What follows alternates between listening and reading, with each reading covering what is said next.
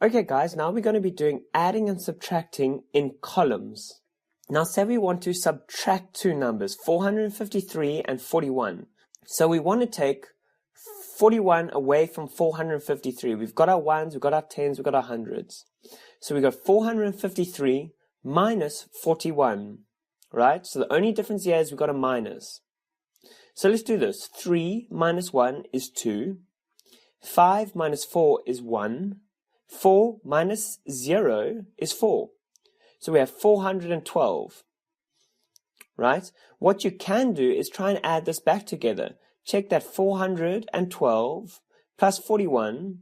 Remember to keep the commas and the decimals in line, and see if you can add that together. So we're going to get a 3 over here, 2 plus 1, a 1 plus 4 is 5, and a 4 plus 0 is 4. And that's 453. That's exactly the same. So it works. We got it right. Something very important to note is that 453 minus 41 is not the same as 41 minus 53. You can't just switch those around. It's very important to remember this. Now what if we add this to 44, or we make this a 4? What if we say 453 minus 44? So we have 453 minus 44. Right.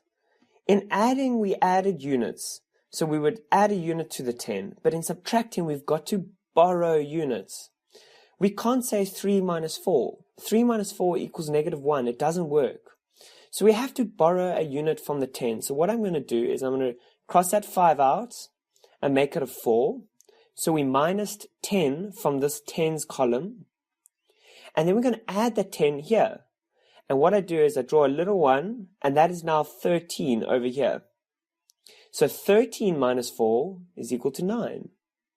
4 minus 4 is equal to 0. And 4 minus 0 is equal to 4. So we have 409. Try and add those together to see if it works. Okay, let's do some examples. What's 249 minus 39? 9 minus 9 is 0. So we have a 0. 4 minus 3 is 1. 2 minus 0 is 2. 210. You can always check these by adding these two numbers together to see if you get that number. Okay, what's 272 minus 37? Right, we've got to borrow a number here, because what's 2 minus 7? We can't do that. That doesn't make sense. It has to be a bigger number at the top, right? So we're going to borrow 1. We're going to cross off that 7, make it a 6. We're going to say 12, we added the 1 there, and 2, 12 minus 7 is 5. Great. 6 minus 3 is 3. That's great. That's bigger. And 2 minus 0 is 2. Great. Check that answer again by adding it together. It's good practice. What is 233 minus 227? Right. If you just looked at that, you could probably tell that if we went 227 plus 6, we'd get 233. So the answer should be 6. Let's check that. What is 3 minus 7? We can't do that. So we need to go and borrow 1. So we take that, and that becomes a 2, and then we add our 1 there. 13 minus 7 is 6. 2 minus 2 is 0. 2 minus 2 is 0 again. So our answer is 6. Well done, guys. Let's try this example. 1,242 minus 137. What is 2 minus 7? We can't do that. We need to borrow. So we go 3. We add our 1. 12 minus 7 is 5. Remember, we only can ever borrow from the one next door to it, because it's exactly 10 times bigger. So what's 3 minus 3 is 0. What's 2 minus 1 is 1 and 1. Well done. What is 1,242 minus 453? Okay. 2 minus 3 we can't do. We need to borrow 1. We make that a 3. We make that a 12. What's 12 minus 3? 12 minus 3 is 9. Now what's 3 minus 5? Oh no, we can't do that again. We're going to have to borrow and add to that 3. So let's borrow from here and make that a 1.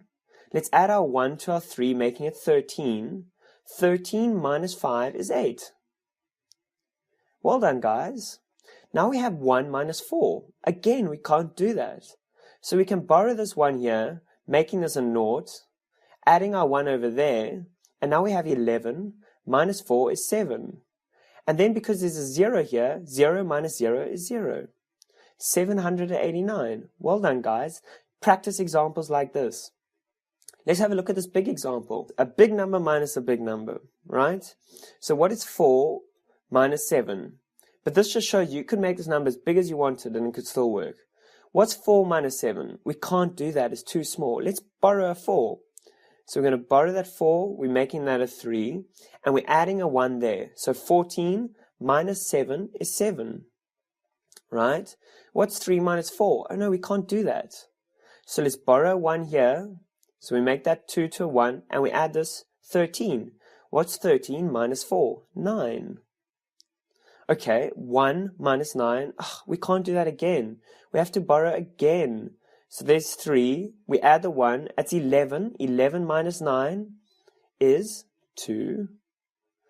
3 minus 3. Oh, great. We can do that. That equals 0. 3 minus 3 again is equal to 0. Remember to keep very careful with your columns. What's 1 minus 3? We can't do that. So we're going to have to borrow a 1. Add a 1. 11 minus 3 is 8. 1 minus 1 is 1. 2 minus 0 is 2. And 1 minus 0 is 1. And that's exactly how we do subtracting in columns. Okay, you'll notice in all of these examples, the biggest number was on the top, and the negative was the smaller number.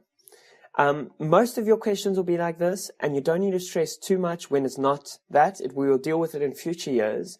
But right now, all you need to know is that if the bigger number was negative at the bottom, it would just give you a negative answer. Let's just have a look at a quick example. What if you wanted to go 7 minus 9?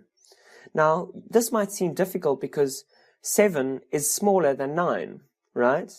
But let's say 7 minus 9, right? We got our 0 on our number line. We have our 7 on our number line. And we're going to minus 9. 7 minus 1, minus 2, minus 3, minus 4, minus 5, minus 6, minus 7, minus 8, minus 9 to get minus 2. So what we can do here is we go 7, we're going to switch it around, we're going to take this 9 to here, and when we switch around a negative number, we've got to drop the negative sign. So what is 9 minus 7 is 2, but the answer is negative 2, and that's what we got over here, right? Let's have a look at 53 minus 64. Let's switch it around, and what do we do if we have to switch it around? We have to drop the negative sign. And we're going to go 64 minus 53. 4 minus 3 is 1. Great. And 6 minus 5 is 1. And that's the answer, negative 11. Remember, you must not forget this negative sign. It's absolutely crucial. And that's to do with subtraction and adding that we did in the previous video. Great.